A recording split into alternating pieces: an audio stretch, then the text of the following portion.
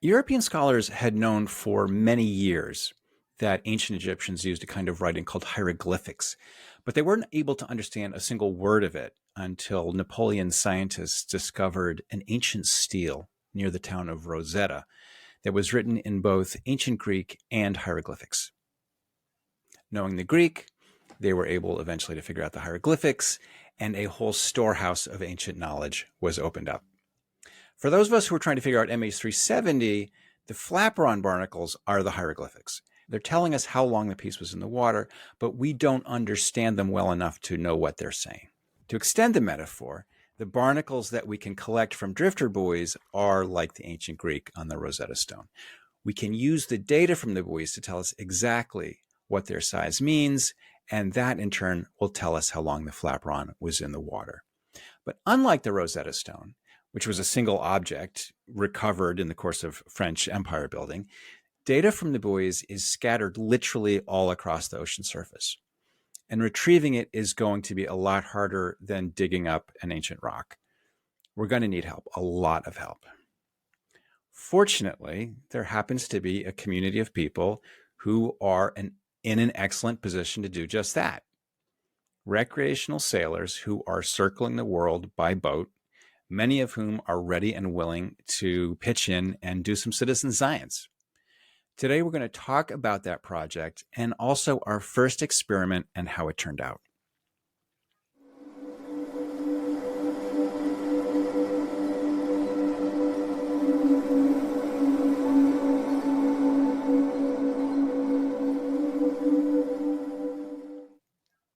Hi, everybody. Jeff Wise back with you. Before we get started, I would like to thank Keely once again for all of her hard work and smart ideas, and also to all the other members of the community who have pitched in with ideas and offers of help. And thank you as well to everyone who has pitched in and been supporting this work with paid memberships here on the YouTube page and also at findingmh370.com, where, of course, even if you don't want to donate financially, you can just sign up for free and get a weekly newsletter that will alert you to new videos and tell you more information about what's inside those videos.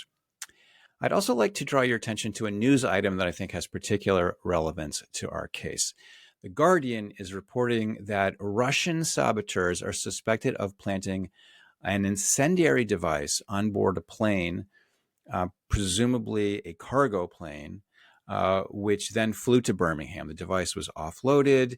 It subsequently ignited in a warehouse. If it had ignited in flight, it could have been catastrophic. People could have died. The German press is reporting 3 other similar incidents, all believed linked to Russian saboteurs.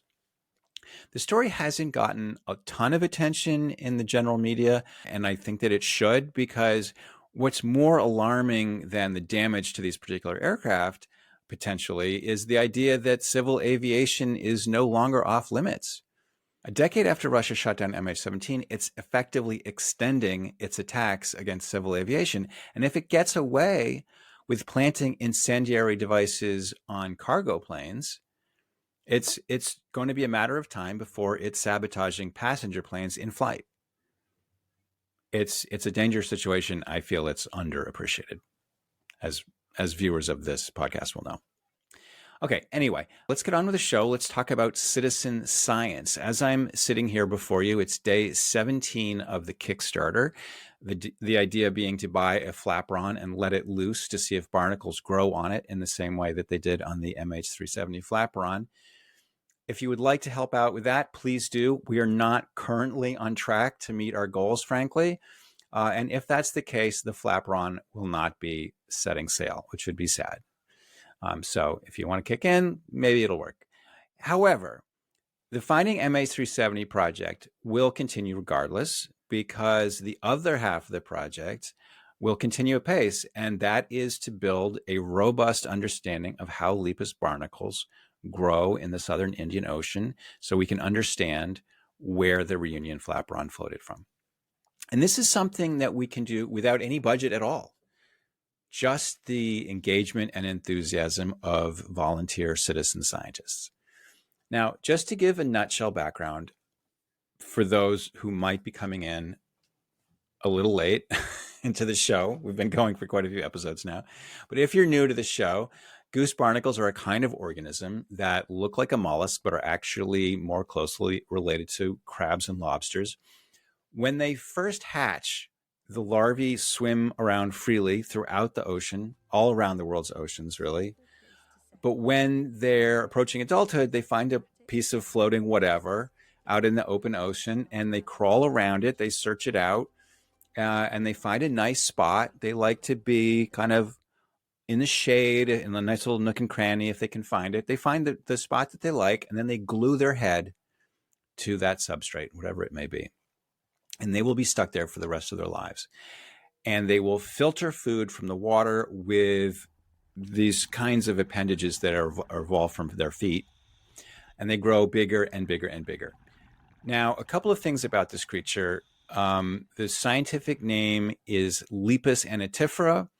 And there's some useful things about it. One, their larvae are just all over the place. So anything that falls in the water, they don't live in very cold water, but pretty much everything else all over the world's oceans, they will be just randomly distributed, and anything that falls in, they will attach to and start to grow. And so they also grow really fast because they evolve to complete their lifestyle on things, their life cycle on things like logs and seaweed that decays relatively quickly. So almost anything that falls in the ocean, if you pull it out sometime later, it will probably have lepus growing on it. And you can gauge how long it's been in the water by how big the shells are. And if you know something about how the currents flow in that part of the ocean, you can work backwards to figure out where the object started its journey. So scientists have used this to estimate the origin of things like ghost fishing nets and even dead bodies. There's one major problem with this approach, and that is that we don't really have a super solid idea of just how lepus barnacles grow in the wild. It's really hard to study animals that are drifting across the open ocean. The best data that we have is from lepus that grew on moorings near the shore. And there's good reason to doubt that that would necessarily be the same growth rate as what would be experienced out in a drifting thing on the open ocean. And also, in the studies that have been done, it's pretty clear that lepus grow at different rates depending on things like water temperature and how much food is available to them. So it would be really helpful to be able to calibrate the growth rate of freely drifting lepus with known temperature and nutrient gradients. Now, in the last season, we carried out sort of an accidental experiment, you might say, to take a stab at estimating lepus growth rate. What happened was an Australian boater was on vacation. He had moored at this island off the northwest coast of Australia. A storm kicked up while he was camping on the island. The storm carried his boat away, and it capsized, and it floated all the way across the Indian Ocean, and it washed ashore on a French island near Madagascar called Mayotte. And some pictures were published in the newspaper. Most of them were pretty low resolution, but there was one that actually showed some barnacles and you could kind of figure out how big they were in reference to the registration numbers that were visible in the same frame. So I contacted the man who owned the boat. He put me in touch with the manufacturer of the boat. We figured out the dimensions of the letters and the angle of the sides of the boat. I recreated the scene in my living room, and I was able to roughly work out how big I thought the barnacles were in that image. And they seemed to be considerably larger than the barnacles that were found on the flaperon, which I found quite interesting because the route from Northwest Australia to Mayotte is very similar to the route across the Indian Ocean that the flaperon would have taken to get to Réunion. And so the temperature, the nutrient gradients would have been pretty similar. It should have been a 1-to-1 match, or at least we're comparing apples and apples, not apples and oranges. And so this was intriguing enough that I thought, okay, this indicates that if we go looking for other objects whose time afloat we know, we have reason to believe we're going to find something very different from what you might expect. So this could be a really interesting, it's almost like a proof of concept. And so as I was contemplating how to move forward and try to get more data, I was talking with Andy Sabrandi. This conversation was episode 12 of this season. And Andy suggested that, now, Andy was part of a program called the Global Drifter Project, which the NOAA, the National Oceanographic and Atmospheric Administration in the United States, has been running for decades. And what that is a worldwide fleet of drifters. They're typically 14 inches across. They're set adrift in many different parts of the ocean. And as they float around, carried by currents, they report their location via satellite. And they also record other data like the water temperature, the barometric pressure, and so forth. And these are incredibly useful for weather forecasting, because it's hard to know exactly what the weather is like in some random part of the ocean. And they're also, of course, very useful for predicting currents, to understanding how currents circulate, and which is useful for all sorts of things, including climate forecasting. But Andy suggested that these buoys are also essentially a treasure trove of information about LIPUS, because each one is continuously reporting its position and the water temperature. And they are also kind of continuously being settled and by these LIPUS populations that then grow and serve as kind of natural data loggers. So if we could collect barnacles off of enough of these things, we'd start to have a really robust understanding of what should be expected on the MH370 flatbottom. But the problem that remains is how to collect them, how to get out into the middle of the ocean and pull barnacles off of some of these drifters. So in a recent episode, we tried to collect one of these drifters as it came ashore on the coast of Kenya. We basically watched it through the NOAA website, and we saw that it was about to go ashore, reached out to the owner of a nearby windsurfing hotel, who very gamely offered to send one of his employees to go find it. Unfortunately, by the time they were able to collect this buoy, it had already been noticed by a local person who chopped off all the barnacles and took it and wandered around with it for a while. And there was no data. The data was gone. But it was sort of a proof of concept, at least in that it's possible to reach out to people who are on the scene and ask them to help you. And we did retrieve a buoy. So it was a partial failure. It was also a partial success, and that it showed us that this, at least the concept, is not completely impossible. So I recently had a very interesting conversation with a marine researcher named Nikolai Maximenko. He is now at the University of Hawaii. He was also an original member with Andy Sabrandi of the first generation of scientists who put the Global Drifter program together. He's been working with it for very many years. He also has studied drifting debris. His particular area of interest is the Great Pacific Garbage Patch. And he's studied the creatures that grow on floating debris. And he's also worked with citizen scientists to collect marine data. So in many ways, he's the perfect person to come to with a problem like this. So he gave me some really interesting advice. For one thing, he advised me that it's better to collect global drifters at sea, because if you wait until it comes through the surf zone, stuff can get really battered back and forth. It'll be carried ashore over the reef and scraped, and it'll be carried back out and scraped again. And by the time it comes to rest, it can just be completely sanded clean, as he put it. Okay, so collecting drifters at sea might be a better bet. You'll avoid this reef damage. You'll avoid other people getting to it first and scraping it off. Okay, so how do you do that? I didn't know. I turned to an old friend of mine, Stephen Hale, who for many years was a brewmaster in St. Louis. But since then, he and his wife, Sarah, have retired, and they now sail around the ocean in a catamaran. And it's now October. I think they're about to head down to the Bahamas, which sounds pretty nice. But I reached out to Steven. I told him my problem. I said, is there some kind of community of boaters who maybe I could bring this problem to kind of en masse and see if we could get a discussion going and maybe see if some people might be interested. Steven said that there is a community like this. It's called No Foreign Land. It is basically a social media site for cruisers, as they call themselves. And he actually turned me on to the owners of the website. And this is Helena and Steve Neal. And I reached out to Helena and Steve and I explained to them what I was doing. And they thought this was pretty cool. They thought that a lot of their members might be interested in this.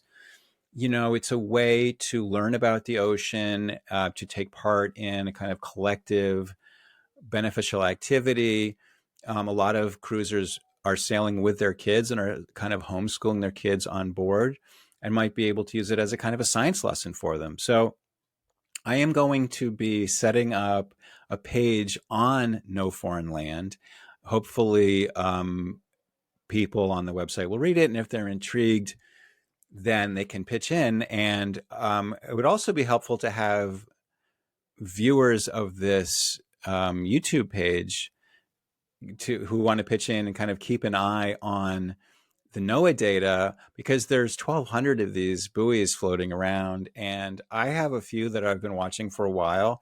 I'm particularly interested in the East African coast. I'm interested in Réunion, Mayotte, Rodriguez, Mauritius, a few other places. One of the, and so if people want to join in with me and kind of look and keep an eye on things and see what looks potentially interesting, and it would also be helpful to kind of look at pieces that are far from land but might be near where some members of No Foreign Land are sailing.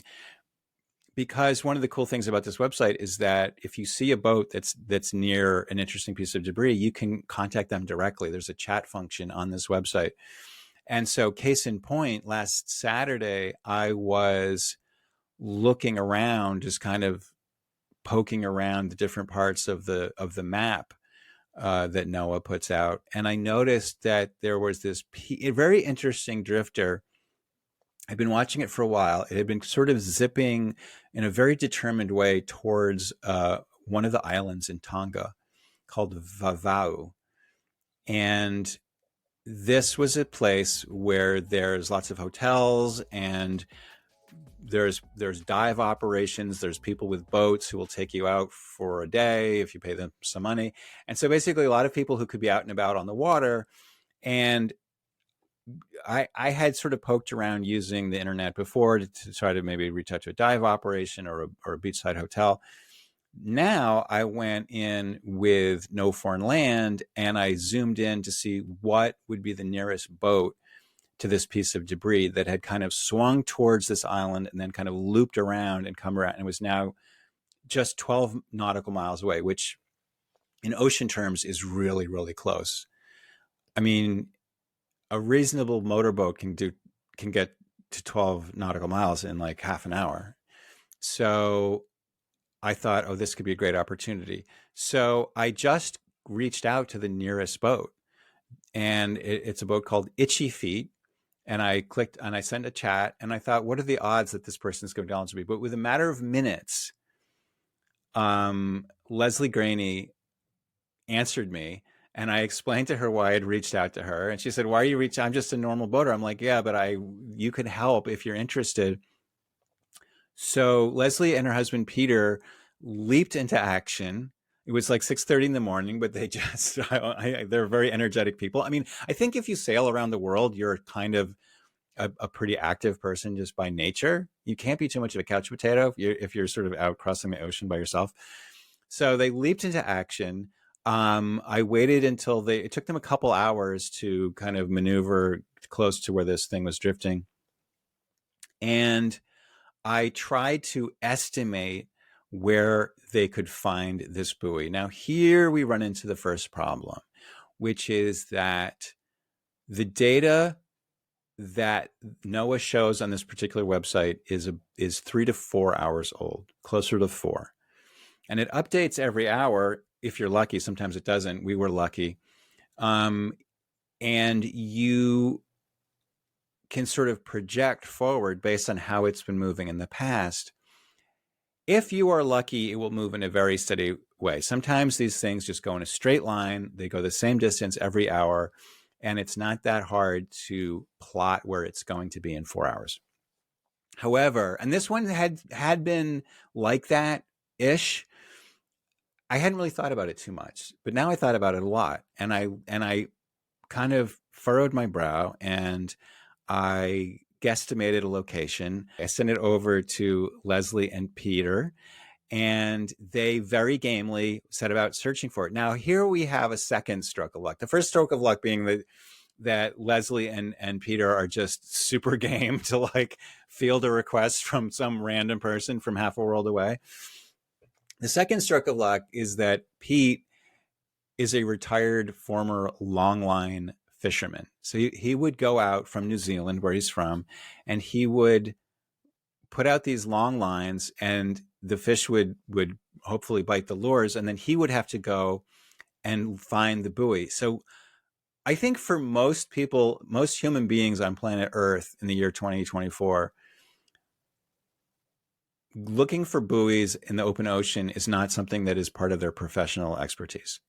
And yet here we are. I happened to find one who had years and years of experience looking for buoys. So that was a stroke of luck. However, it turned out that my estimate of where this buoy had gone was wrong, because it did change direction. It did change speed. As they were out there, the wind was picking up. The waves were getting bigger. Leslie very gamely sent me a video of the conditions on their boat. Okay, conditions at sea. Looking for our drifting buoy, 13-0-1742. Yahoo, Vavau Group, Tonga. There's Peter in the cockpit. Jumpers. Good ship. Itchy feet. We find it. Okay, that's all. In her estimate, they could see a couple 100 yards, but no more than that. We don't really know what color this buoy is. That's not part of the data that you can easily see. I'm sure we could probably dig it up if we get clever. But to make a long story short, they sailed out there up and down on the ocean for hours. And I was texting with them, and every hour a new data point would drop, and I would try to revise my estimate. There was some confusion because latitude and longitude can be displayed in different formats, and if you have the wrong format, you're going to go to the wrong place. So eventually I was like, you guys should give up. And they kept searching even after I said they should probably give up. They actually went back in, and then they went back out again and looked some more, because they truly are that kind of people. They are very dogged and determined people. I'm deeply grateful to them. They didn't find it, but after all was said and done, Leslie sent me the track of of their GPS location as they were going up and down and searching, and we can compare it to where the buoy actually was in retrospect. My takeaway is that what they were doing was possible, but I was making it a lot harder for them by giving them data that was so old.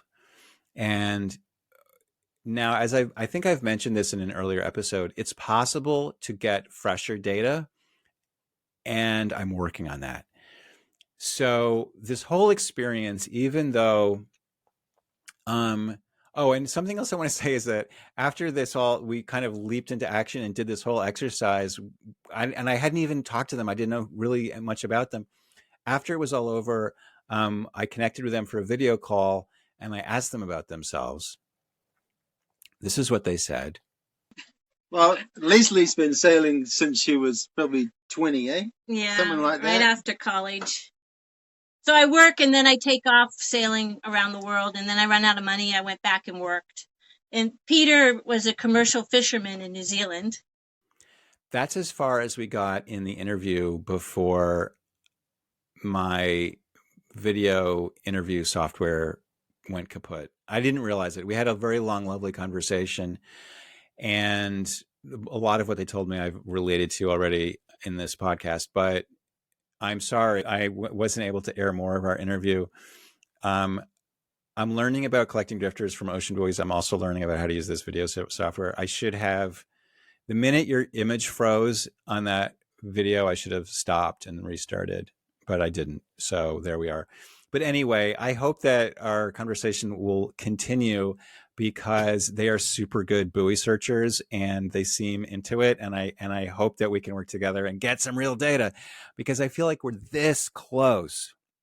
We know how to do it. We know where these buoys are.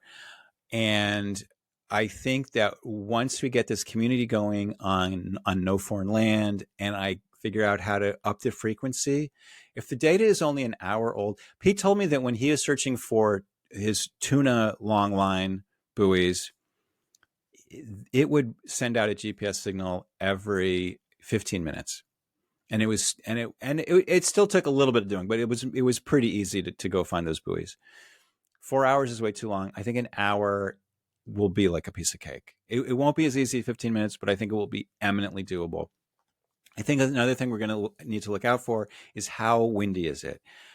By the time Leslie and Pete stopped their search, it was like blowing 15 to 20 knots, maybe 25 knots, like a lot.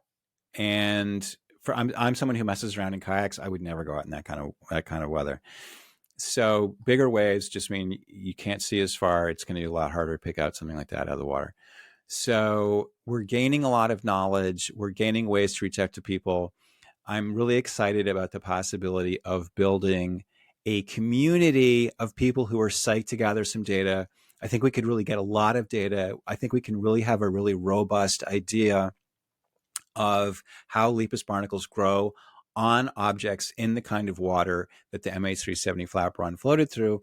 And we will get ultimately, before too long, honestly, a really robust sense of whether it's a binary. I think it's going to be a binary picture. It's either going to be the barnacles on the flatbron were way too young, or we're going to be able to say, you know what, there's vagaries, there's variations. Sometimes there's not enough nutrients to grow quickly. Sometimes the water is not the right temperature to grow quickly. That we might come away with this and say, look, the barnacles on the MH370 flatbron are within the range of what we can see on other calibrated drifting objects. And that will tell us that, you know what, then, you know, an endpoint in the Southern Indian Ocean is entirely feasible. And that will be kind of the end of the story, really. And I think it will be a kind of closure. So, and I think closure is really what we're looking for. And the idea that we can do this without a multi-million-dollar budget, without a dedicated research vessel or official imprimatur of a government or a, you know, big nonprofit entity or something, I think it's empowering. I think the idea that you can use these tools that are available thanks to the internet, you can use just human beings' desire to be helpful and engaged. It's potentially really cool. I'm about as excited about my MH370 obsession as I have been in a very long time. So I would like to thank Leslie and Pete. I would also like to thank Helena and Steve. I would like to thank, again, Keely for all her help and all the people in the community. I've had so many people reach out and offer to help in so many different ways. And even people who just comment or write me emails. I'm really grateful for the extent to which you're engaged. This is it has been a very long road and a kind of at times rocky road. I have taken my lumps and I have had my frustrations, but it keeps coming back to the fact that there's a lot of people that really care passionately about this topic, and that's who I do this for. I do this for the people who really believe that we can solve this mystery and it really matters. So thank you to all. Again, if you haven't already, please like and subscribe, yada yada. Sign up for the free newsletter at findingmh370.com. If you want to sign up for a paid subscription, that of course is super cool. And until then, I will tell you what I always say: don't stop looking and don't stop asking hard questions. For now, this is Jeff Wise saying goodbye and see you later.